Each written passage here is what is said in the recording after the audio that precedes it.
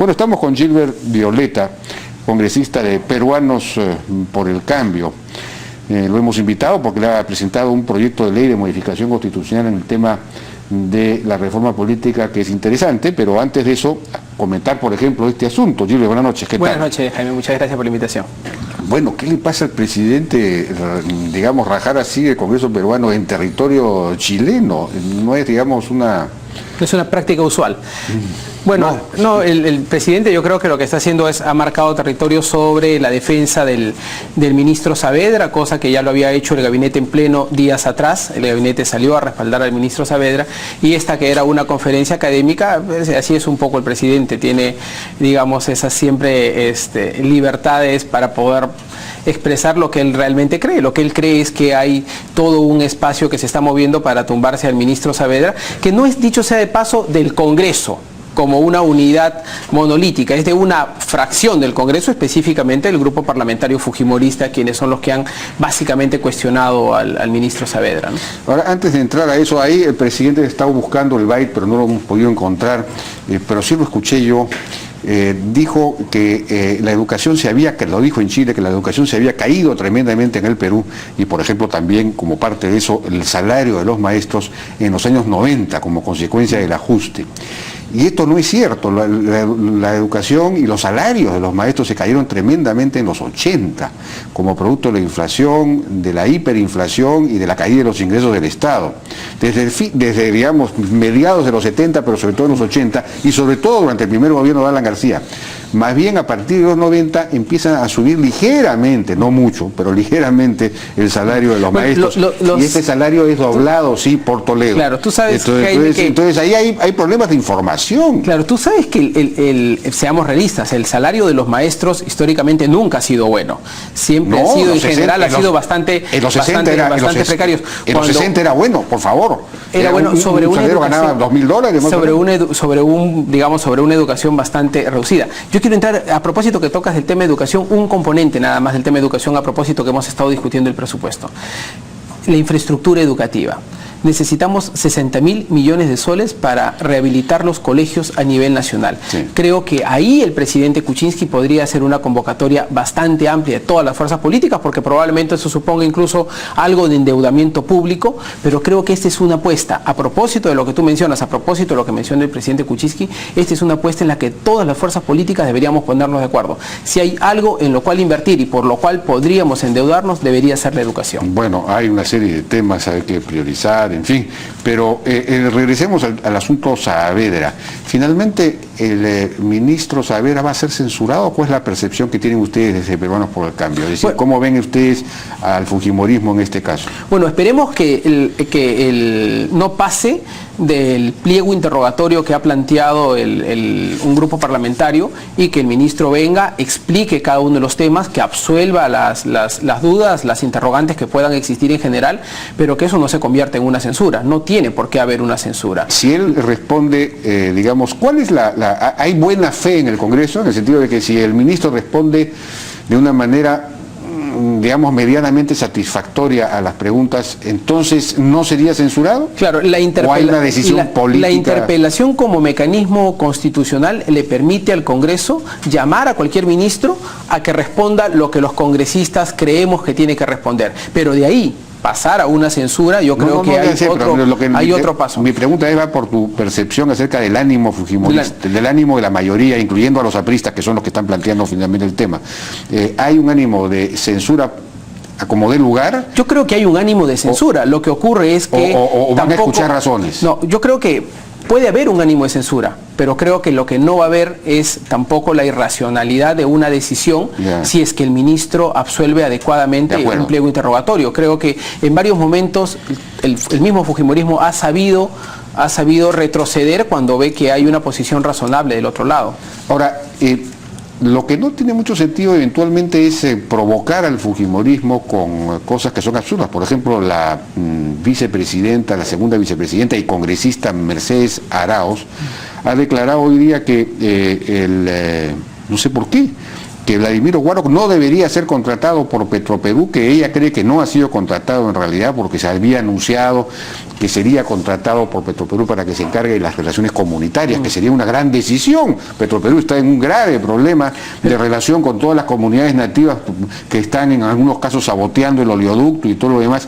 Sería una gran decisión contratar a alguien como Vladimiro Guaro. Y no se le ocurrió mejor idea que a Mercedes Arauz, que decir que que él participó en la campaña en contra nuestro y que él no puede ser nombrado. ¿Qué es esto? Bueno, la campaña para comenzar ya terminó. Nosotros siempre hemos pedido que el fujimorismo voltee la página. Nosotros también estamos en la obligación de voltear la página y todas las fuerzas políticas. Ahora lo que queda es ver cómo ayudamos desde el Parlamento y el Ejecutivo con el presidente al frente, de cómo sacamos adelante el país y sus necesidades. Creo que lo de Meche probablemente vaya más en una línea de crítica a probablemente el mismo desempeño de Warnock en la PCM y en el tema de conflictos. No conozco los detalles de su comentario, pero en todo caso seguro que ella sabrá explicarlo adecuadamente. Eso en todo caso no me corresponde. Bueno, la renuncia, la salida del ministro Mariano, del exministro Mariano González, ha sido la primera baja en el gabinete de Pedro Pablo Kuczynski, una baja, digamos, algo prematura. El encargado de la Procuraduría Anticorrupción, el doctor Zumber Fernández, lo ha denunciado por el presunto delito de negociación incompatible o aprovechamiento indebido del cargo en agravio del Estado, y también a la abogada Lisette Ortega Orregoso como cómplice primaria. Y eso tiene que ver con, en fin, ese tipo de delitos tiene que ver con aprovechamiento o mal uso de recursos del Estado en última instancia, ¿no?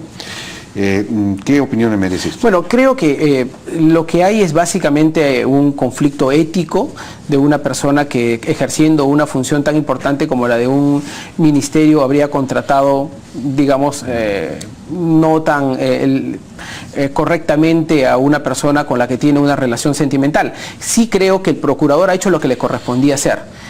Al procurador le corresponde defender los intereses del Estado, y yo creo que el hecho de que plantee esta denuncia sirve para poder establecer y esclarecer claramente si es que existiría algún tipo de responsabilidad, que dicho sea de paso no lo va a delimitar sino un juez, como corresponde en este caso, ¿no? Bueno, habíamos hablado de Warnock. Hay un problema muy serio de levantamientos, por decirlo así, de movilizaciones en este momento en el país. Andahuaylas se han bloqueado una carretera, ya llevan creo que 5 días. En Chanchamayo los cafetaleros también cafetaleros, no cafeteros, como dice el presidente Kuczynski, hay que decirle que se dice cafetaleros, no cafeteros, porque la cafetera es una...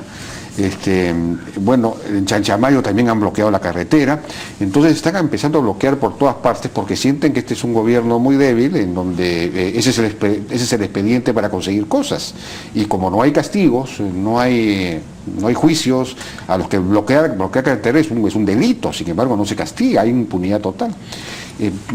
¿Qué reflexión te merece esto? Yo creo que hay que poner en práctica algo que el presidente dijo en campaña y que fue una propuesta, el adelanto social. Él tenía una estrategia de diálogo social con las poblaciones que consistía en que incluso antes de hacer algún tipo de intervención, el Estado haga un compromiso con la población de inversión en desarrollo de infraestructura, educación, en salud, en fin, que permitiese ganar la confianza de la población para sacar adelante los proyectos que se quieren hacer en las regiones de Perú. El sur particularmente me preocupa. El sur, sabemos que todo el corredor minero entre Cusco y Abancay y Andahuaylas está sobrecalentándose. En Arequipa también tenemos un problema, pero por ejemplo, mira, hay un problema en este momento en los agricultores del Valle de Majes, porque al gobernador regional de Moquegua se le ha ocurrido cerrar el acceso al agua de las lagunas que van y que permiten llegar a los agricultores de Majes. Entonces, claro, si los agricultores no tienen agua, es obvio que protesten. Y la gobernadora regional de Arequipa le ha planteado una denuncia penal al gobernador regional de Moquegua. Ahí es donde necesitamos también poner un poco de orden desde el gobierno para, ¿no es cierto?, cortar el tema y alinear a los gobernadores regionales. No es posible que la regionalización sirva para eso, para levantar unos nacionalismos regionales a costa de... Además, los recursos, el Estado es unitario y los recursos pertenecen a todos los peruanos. Así es. No puede ser que solamente una región crea que lo que está dentro de su región sirve para los habitantes solo de su región. Hablabas del tema del corredor minero y del corredor sur, que está, digamos, muy movido también, aunque ya se han aplacado algunas de las... hubo un incendio incluso de un campamento minero. Nosotros hemos sugerido que el presidente de la República, Pedro Pablo Kuczynski, recorra comunidad por comunidad llevando una propuesta de desarrollo rural y llevando incluso hasta los equipos, o los materiales de sierra productiva, por ejemplo, diciendo, bueno, aquí firmemos este convenio, ustedes incorporan, van a mejorar su productividad tremendamente, en fin, toda una propuesta. Bueno, ¿por qué no lo hace? Bueno, eso le corresponde al Ejecutivo responder. Lo que yo sí creo es que de hacerlo, estoy seguro que lo haría muy bien porque el presidente conoce bastante bien el territorio nacional y conoce pueblo por pueblo, comunidad por comunidad y conoce muchas de las necesidades de infraestructura hidráulica, de caminos rurales, de educación. Hemos recorrido con él muchísimas veces lugares inaccesibles. El Perú lo conoce muy bien. Si estoy seguro que en la PCM le organizaran este recorrido hacia el sur, yo comenzaría por el sur particularmente, estoy seguro que tendría muy buenos resultados. Sí, bueno, convéncelo por favor. El presidente del partido debería poder convencer al presidente de la República. Me acabo de recibir un mensaje de Ismael Benavides que dice: Saavedra es un desastre ejecutando obras. Te lo puede confirmar Fernando Sillones en Ica. Han dejado tirado el COAR de Ica, alejando de lado a las obras por impuestos que ponía el BCP, como todos los COAR a nivel nacional que están en locales provisionales. Y no puede siquiera con la construcción de aulas, menos podrá con los panamericanos. Mira esta... Bueno, pero los panamericanos tienen una autoridad específica, ¿no? Es el señor Carlos Neuhaus, que es el que gerencia y el que maneja todos los recursos, la planificación y la ejecución de los panamericanos. El ministro Saavedra es el titular del sector, pero no es propiamente el que gerencia ese tema, ¿no? Bueno, rápidamente el asunto del proyecto de ley de modificación constitucional que propone la renovación del Congreso por mitades y ir a un sistema de distritos uninominales. Me ha sorprendido esta propuesta en primer lugar porque me parece que tú formas parte del grupo de reforma electoral y política de la Comisión de Constitución. Entonces es una propuesta te comento por la libre, digamos, no forma parte orgánica del trabajo de la Comisión. Te comento, Jaime. En realidad nosotros en el grupo de trabajo sobre reforma electoral y reformas políticas debería comenzar diciendo algo antes. El diagnóstico en general que hemos hecho y que lo venimos diciendo además desde hace muchísimo es que el Perú ha tenido reformas económicas importantes que han permitido que el país se desarrolle, pero las reformas políticas no han ido al ritmo de esas reformas económicas. Necesitamos tener la determinación política de hacer las reformas que están haciendo falta. Y algunas de estas reformas tienen ámbito constitucional y otras enteramente legal, de leyes o normas o directivas. En el grupo de reformas, de reformas electorales y del sistema de partidos políticos, lo que estamos haciendo, hemos recogido la opinión de diversos expertos. Parte de esas opiniones que hemos recogido, los congresistas que formamos parte de este grupo, estamos presentando nuestras propuestas y el grupo consolidará las propuestas y sacaremos una sola propuesta al término de nuestro trabajo colectivo. Patricia Donaire, por ejemplo, está presentando también su proyecto, yo he hecho lo propio y cada uno presentará sus proyectos y al final tendremos una propuesta en dos ámbitos. ¿Fuerza Popular ha presentado un proyecto? No, Fuerza Popular se ha hecho presente en las reuniones del grupo de trabajo y no ha presentado un proyecto, pero ha presentado un listado de temas sobre lo que ellos consideran que deberían haber algunas reformas en algunos aspectos. Seguro Patricia, como además miembro del grupo de Fuerza Popular, será la persona que hará suyo esas iniciativas y las convertirá en proyecto de ley. Te explico... Pero ahora, a mí me parece muy interesante esto de los distritos uninominales, porque yo creo que eso es fundamental. Pero ¿por qué la renovación por mitades? Porque también muchos han planteado eso, pero da la impresión de que ustedes están reaccionando, en este caso, ante el problema que perciben en este momento. Tienen un Congreso dominado ampliamente por una fuerza que es Fuerza Popular. Entonces quisieran, claro, esto no es para este Congreso, sería a partir del 21, pero de alguna manera nacería de esa percepción. Mejor sería que si esta ley estuviese vigente ahora, entonces dentro de un par de años se renovaría el Congreso, la mitad del Congreso, y ya no tendría esa mayoría Fuerza Popular. Te explico. Esta es una propuesta que yo lo recuerdo hace 20 años en las aulas carreras universitarias. Lo hemos discutido infinidad de veces, es decir, no es una propuesta nueva, no estoy inventando algo que se me haya ocurrido a raíz de haberme sentado en el Congreso. La idea fundamental que está detrás de toda esta propuesta es cómo hacemos para que el Congreso vuelva a ganar la confianza, la legitimidad de parte de la población. Y eso, entre otras cosas, creemos pasa porque el Congreso, la política nacional, se oxigene cada cierto tiempo. Por eso proponemos una propuesta que va en línea de: uno, renovar el Congreso por mitades. Antes se hablaba incluso por tercios, eso significaría una sobrecarga electoral a nuestro punto de vista. Preferimos que sea solo por mitades, de tal suerte que cada 2 años y medio la mitad del Congreso es elegido por un periodo de 5 años. Esto no está pensado en este Parlamento, está pensado en lo que viene a partir del 2021 de cara al 2021-2026. Segundo, al vincular esto a los distritos uninominales, ¿qué cosa es lo que vamos a permitir? Vamos a permitir que los congresistas puedan responder de manera concreta a un determinado grupo electoral. Hoy día, por ejemplo, para ponerte un ejemplo, en Lima somos 36 congresistas. Esto es como Fuente Ovejuna, todos a una, ¿no es cierto? Nadie responde por nada. Somos congresistas de Caraballo, pero también de Comas, de San Isidro o de La Molina. Todos con problemas distintos, y el congresista, ni el ciudadano le pide cuentas de manera concreta, ni el congresista da cuentas a la ciudadanía de manera concreta. Al poder establecer zonas electorales o distritos electorales pequeños, por ejemplo, yo podría ser el congresista de la zona Jesús María. Como distrito, como congresista de Jesús María, el habitante, el ciudadano que esté en Jesús María me puede pedir a mí, me puede pedir rendición de cuentas. Yo haría representación exclusivamente en Jesús María, ayudaría a resolver los problemas de ese distrito, claro. De tal suerte que además hago rendición de cuentas, informo, el ciudadano sabe a quién tiene que contactar. Es decir, hay una representación más directa. No son 10.5 millones de habitantes sin saber quién es su congresista. Aquí sería una cosa mucho más concreta. Totalmente de acuerdo, es la única manera de darle carne y hueso a la democracia, ¿no? De darle verdadera representatividad. Pero al Congreso, porque la gente tiene que sentir que el Congreso, la gente tiene que sentir que en el Congreso tiene una voz que hace sentir al ciudadano, y que cuando el ciudadano, por ejemplo, tiene un reclamo concreto, hay un congresista que responde por esa necesidad ciudadana. Muy bien, totalmente de acuerdo. Ahora, una última pregunta, porque ya nos ha ganado el tiempo, pero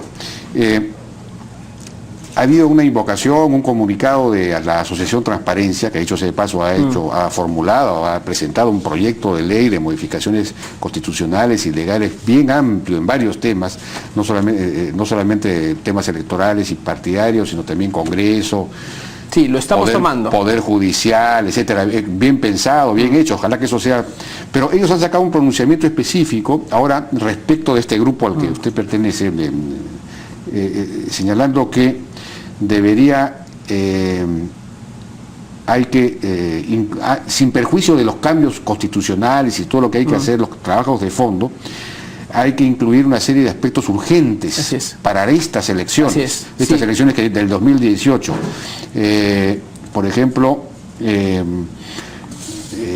impedir la postulación a los cargos de elección popular de personas que hayan sido condenadas por delitos como narcotráfico, corrupción, violaciones sexual y terrorismo. Lo estamos tomando. ¿Lo están tomando? Sí, te explico, Jaime. Lo que ocurre es que nosotros hemos partido, Transparencia también, hemos pedido la opinión de Transparencia en este grupo de trabajo, y estamos tomando para comenzar el Código Electoral y el Código Procesal Electoral que elaboró el Jurado Nacional de Elecciones. Sí. Y a ese cuerpo ese cuerpo normativo que no lo aprobó el Congreso anterior y que quedó, le hemos pedido al jurado que lo actualice. Uno. Dos, estamos tomando todas las iniciativas como la de Transparencia y diversas organizaciones y especialistas para que a este código le podamos hacer los agregados, pero de tal suerte que ya tenemos un solo marco normativo. Hoy día tenemos 17 leyes electorales y 14 reglamentos. Con esa dispersión electoral, nada en el sistema electoral funciona bien. Ahora, ellos están recomendando estos puntos específicos que se incluyan ahora en esta modificación que va a haber, porque habría una modificación en 2 etapas, en buena cuenta, ¿no? Dicen, por ejemplo, tercero, establecer la realización de elecciones primarias abiertas para que los ciudadanos en general puedan decidir quiénes deben ser los candidatos de los partidos de su preferencia. Transparencia también aboga por la eliminación del voto preferencial. Los distritos uninominales indirectamente quitan del camino el voto preferencial. Claro, el distrito uninominal es el voto preferencial por excelencia. Por excelencia. El mejor voto preferencial posible. Pero este asunto de las elecciones primarias abiertas, ¿qué opinión? Yo creo que hay que hacerlo de todas maneras. Tienen que haber elecciones primarias internas dirigidas por la OMPE y el Jurado Nacional de Elecciones. Pero los partidos políticos abiertos. Mira, eso es decir, que los ciudadanos de cualquier ciudadano puede ir a votar. Yo creo que ahí lo que hay que hacer es que la OMPE nos ayude a los partidos políticos a tener un buen padrón electoral.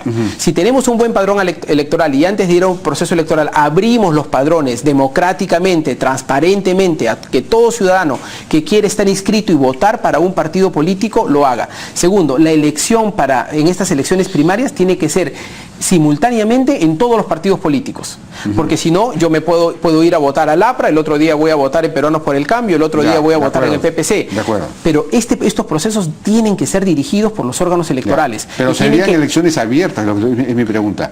Digamos que yo que no pertenezco a ningún partido, por ejemplo, podría ir a votar a las elecciones de... Yo creo que ese es un tema que ellos deberían explicarlo técnicamente cómo lo viabilizamos. Porque, a ver, un partido político no tiene forma de acceder a todo el padrón electoral nacional. Ni la OMPE mismo en los procesos electorales se producen una serie de problemas técnicos, pero tenemos que tener la seguridad de que quien está votando es la persona que dice ser, que el DNI es el que corresponde, es decir, es una logística inmensa. Lo que no está recomendando transparencia, y a mí sí me parece importante, y tampoco lo veo en el código que están aprobando, el proyecto de código electoral que están aprobando en la comisión, es que disposiciones para endurecer los requisitos para los movimientos regionales, para que los partidos puedan recuperar presencia en el interior, porque en cada elección municipal es cada vez mayor la proporción de alcaldes que no pertenecen a partidos, entonces los partidos ya no están en el interior, y entonces la única manera es obligar a los movimientos regionales que sean realmente regionales, es decir, que sean de varias regiones, por ejemplo, que presenten candidatos no en una región, sino en varias regiones, poner más requisitos. Lo tenemos en la agenda de discusión. Ese es un tema que todavía no hemos entrado en detalle, se ha mencionado, pero será parte de la discusión que tengamos en el grupo de trabajo. Es importante eso, porque hay que fortalecer los partidos desde varias entradas. Bien, ya nos ha ganado tiempo. Muchas gracias. Gilbert Violeta, muchas gracias por su participación en la hora. Vamos a una pausa.